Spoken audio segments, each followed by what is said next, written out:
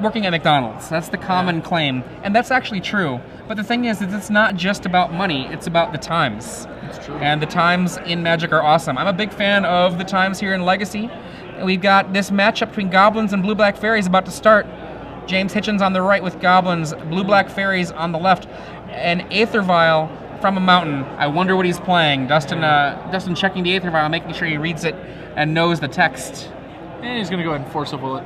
That's a wise move, and Misbind Click is probably not that good against Goblins, so I like the RFG there. I like how we're on turn 1/0 of the game, and both players now know what the others are playing. That's fun. Interestingly, for those of you watching, all of the members of the top 8 were locks with a draw, so we won't have any matches playing to make top 8 in this tournament unless something goes horribly awry. So the features for this round are the players playing to make top 16, top 32, top 64, that kind of thing. So Dustin with a Watery Grave.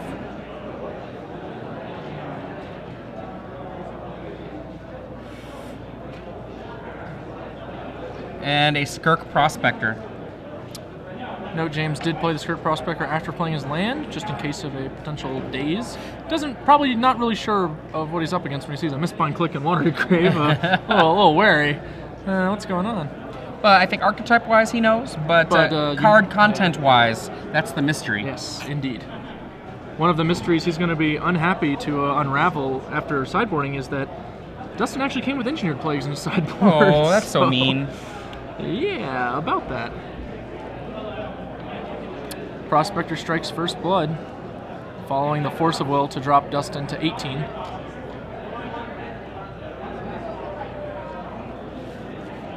One fetch, it's okay, so he shortcuts to 2 fetches. Yep. It's notable that Dustin does have Stifles, 2 of them, but apparently he doesn't have any now, or is not inclined to use them. James has a variety of different mountains.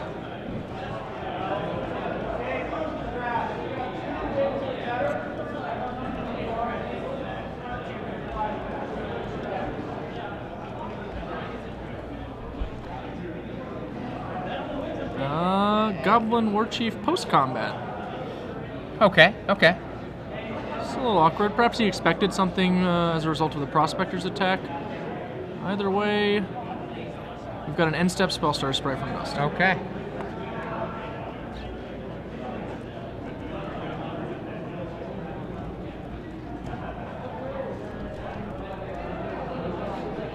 He's checking it out. Warchief, what do you do? Well, everybody gets haste. Everybody's a little bit cheaper if they're a goblin. That's true.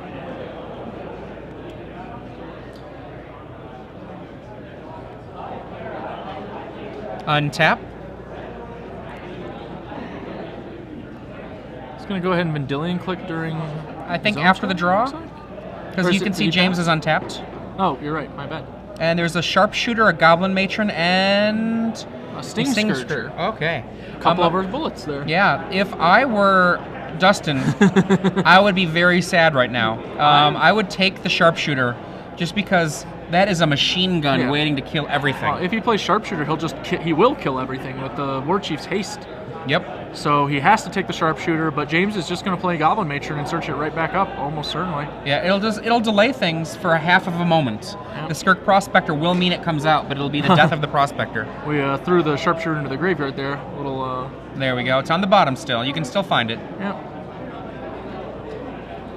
I mean, heck, actually, he could even go Matron and then Pile Driver. You know, there's all kinds of stuff he can do here. It looks like that was an upkeep Vendilion Click. Oh, wow. James did just draw another card.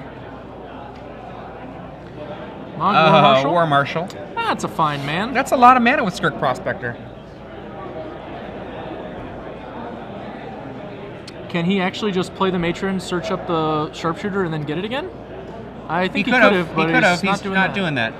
Yeah, what he could do is spend the 2 mana, get the Matron, and then have a Matron go get the Sharpshooter, and then sacrifice the War Marshal for a red, get another token, sacrifice a token. I mean, actually, he can still do all of this, but he just used that Gem Palm Incinerator, I think, for no useful purpose. Yeah. I think Sharpshooter does definitely seem strictly better. Especially when we have Prospector to protect from days anyway, so... It's possible James is a little unfamiliar with the deck, maybe. He certainly was a little unfamiliar with Vendilion Click, so maybe that displays he's not quite sure about what he should do in that position. I mean, keep in mind he is playing against, an unknown opponent. He's got like, oh, there's some fairies over there, there's some counter spells, I don't know.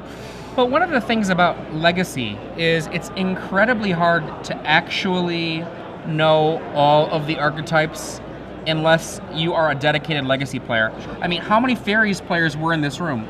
1% of the field? Yeah. If. I wouldn't be surprised if Dustin's alone. That's very reasonable. It happens a lot in Legacy. Someone plays something that's like similar, but a different take, and just winds up being pretty unique. For those of you who are just joining us, I'm Adrian Sullivan. I'm joined here by Glenn Jones. We are in Denver, the Mile High City, watching Legacy. This is the final round of Swiss here. Dustin Hoppe trying to make something happen here. Jace, the Mind Sculptor, is going to bounce that War Chief, maybe? Yeah, none of his options appear good. He could bounce the War Chief and hope his opponent doesn't know that it has haste again, or plays it incorrectly. I don't think he has any great options, though. This game feels pretty lost to him. And he lets the the War Marshal die.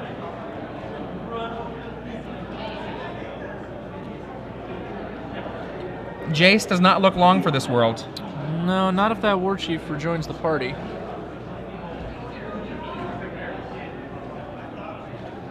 He is rejoining the party.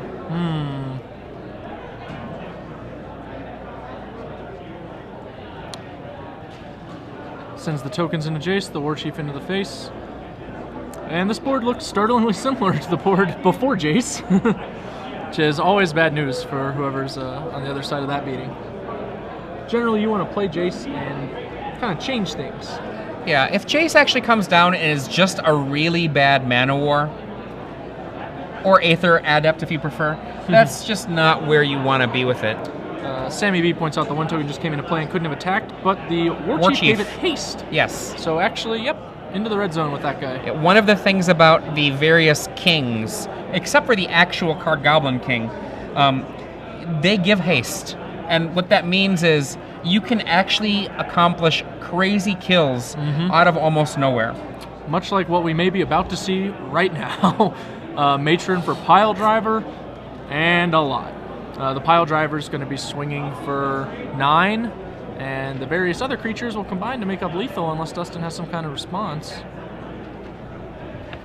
Rar, are you dead? This many.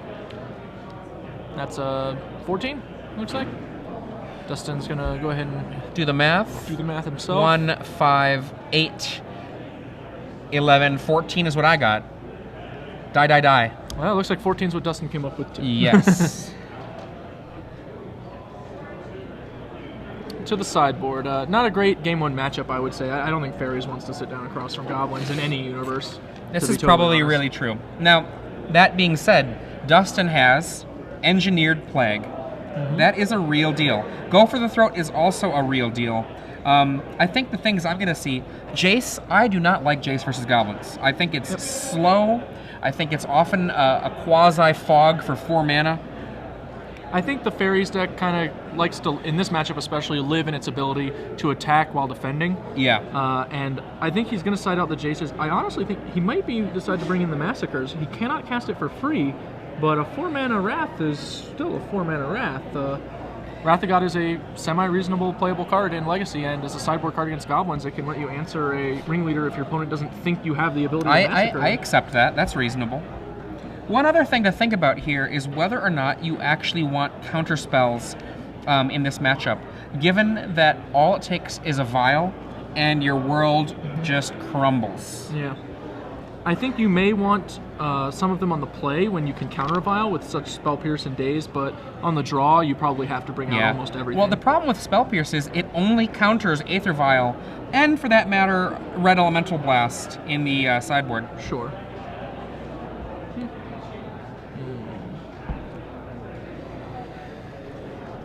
From the Goblins player almost certainly is going to bring in, looks like 4 blasts here.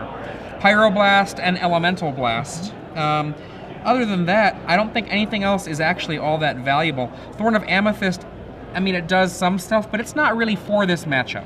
You know, Pyrokinesis is not terrible if you're talking about a swarm of fairies, but we'll see. I think that I am not sure I would want to bring in Pyrokinesis, but James kind of seems like the kind of guy who might. You know, he saw these 1 toughness creatures, he saw black, he might be And thinking, that's what Pyrokinesis is for. It's for all the 1 toughness things. Yep, exactly. Now, I don't know how often James has played Goblins, but Goblins has not seen a lot of regular play for quite a while. I think the last time we really saw a lot of Goblins in a format was Flash Columbus, which was, what, 2008? Wow. I remember the event. I can't remember the year. Yeah, I just feel like it's one of those things that it exists. I mean, I'll give you one guess. What player would you expect to see playing Goblins in a invitational for Star City Games? An invitation? You know, I know Cedric Phillips was a big Goblins fan. Right. Who else? Jim Davis. Jim Davis, yeah. Right. I think you're going to have some people who are going to be like, Goblins, Goblins, Goblins. Yeah. But other than those people, Goblins has really faded from the metagame. And so given that, it's very possible James Hitchens just doesn't have the kind of experience that it takes to recognize, hey, look, this sharpshooter is a huge deal in this moment. Let's just go get it and tear things up. Yep, that's fair. I've also noticed that when Merfolk came back onto the scene as a top-tier strategy, Goblins players started coming out of the woodwork again because they remembered, hey, I remember playing against that deck and beating them up with my little pile drivers and whatever. But actually, I think that matchup has kind of changed a little. I think the Merfolk's in it a lot more than they used to be. I totally agree. The addition of Master of the Pearl Trident gives them a much more efficient Lord than they had before. A second one that's just really good. Dismember wasn't around back in the day, so Goblin Pile Driver really was just, the killer. But now Merfolk players have access to Dismember, and they can just straight up kill that guy. No problem. And the thing also is that I remember, I think Cedric Phillips writing about this, that Pile Driver was a card that he had gone down to like 1 or 2 copies of, because even against Merfolk, you were actually on defense a lot of times against Merfolk. And the Pile Driver, you would think it would be incredible against them, but what you were going to do is you were going to be a control deck. Your job was to go like this. Kill that, kill that, kill that, kill that. Goblins actually is it plays control in a number of matchups, I think. And it has a lot of resource denial elements, so it winds up playing an attrition game sometimes, where you're using ringleaders to reload while stranding their mana with Wastelands and Rishon Imports, and other than that, just trying to trade relatively efficiently while presenting a clock. I mean, one thing that a lot of people don't realize is that Goblins is actually a mid-range aggro deck, and what that means is that it strives to control the table. Like, if you look at how a Goblin deck plays out, it's not usually working with time at all. What it's doing is, like, amassing a large number of things on the table, and it so happens that it's fast enough that it can actually kill you really quickly. But that's not what it's trying. I mean, yes, it wants to kill you, but that's not how it goes about going for its game. It's not like going for short-term win potential. What it's going for is, let's develop things on the table. Let's develop. Yeah. You do get the occasional free win when you just play a turn 1 Lackey or maybe a turn 1 Vial and go to town, but most of the time you're grinding it out, clocking the win in around turn 5, turn 6. Well, I mean, and the thing about it is, even with that free win, the speed of a deck is not related to what kind of deck it is. That's true. The speed of a deck is related to how powerful the deck is.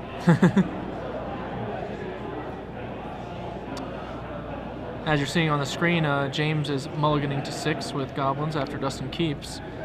A keep from Dustin makes it significantly more likely he has an engineered play. I'd say probably 65, 70%. I don't know. just gonna throw some numbers out there. No basis in reality. One of my favorite things about numbers is how made up they are. Yeah. Oh. If they're not actually printed on the card, that is.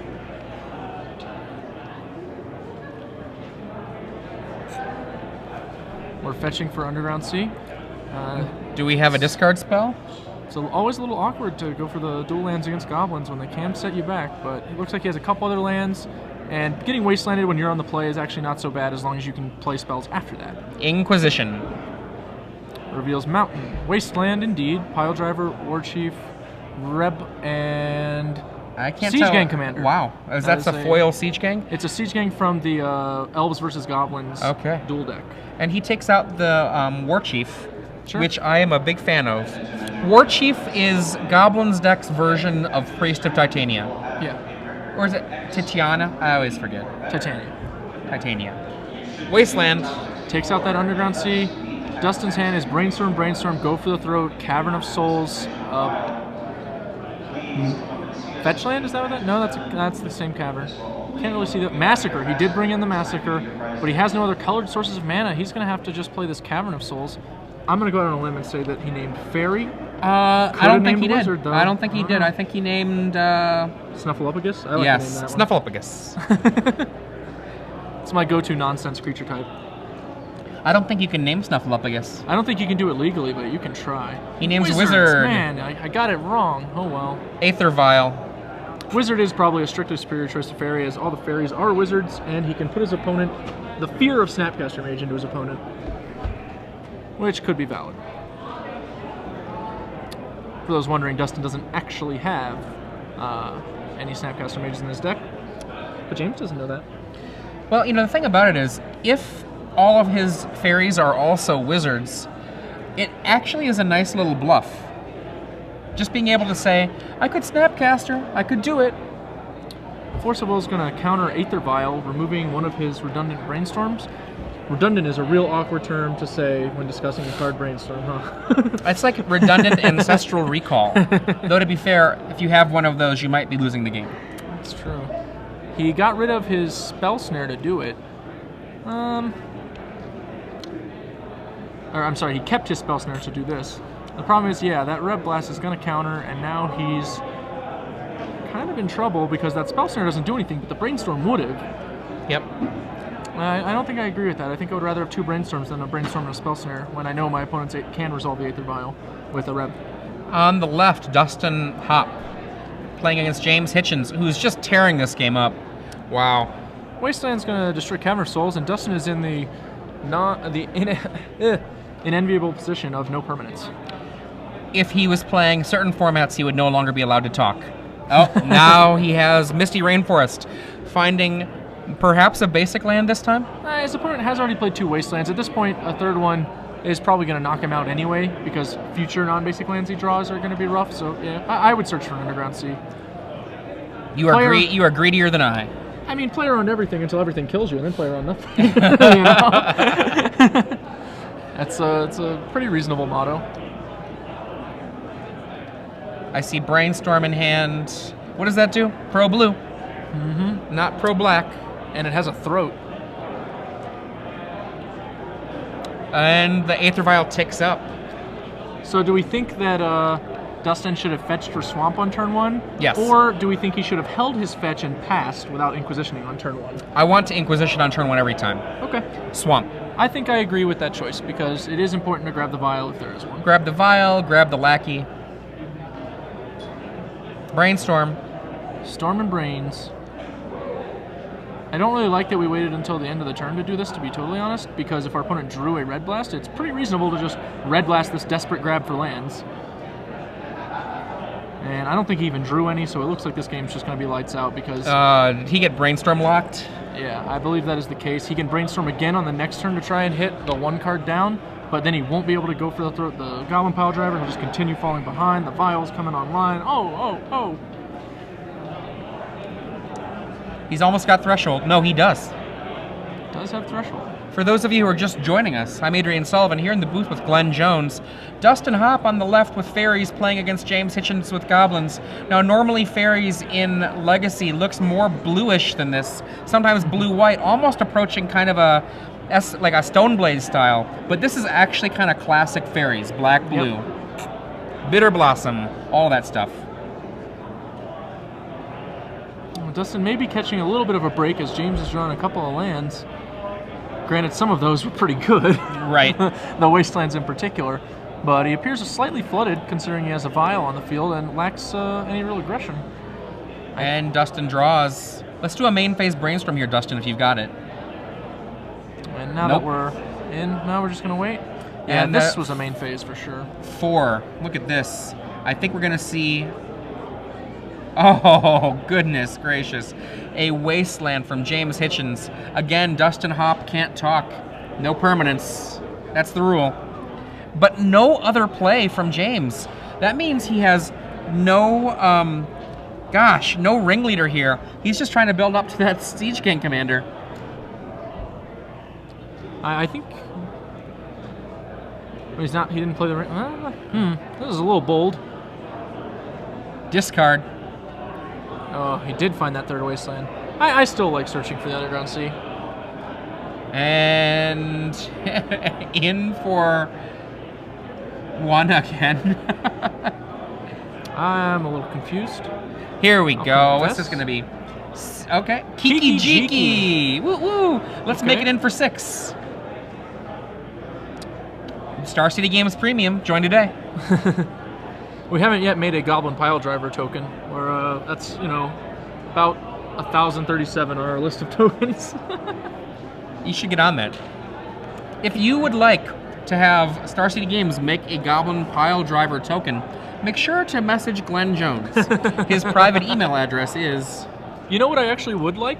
And we're probably not making this anytime soon, but some sort of, like the tokens Eric Clark makes, like a laminate that you can use a dry erase marker to create your own token on, which would be quite cool.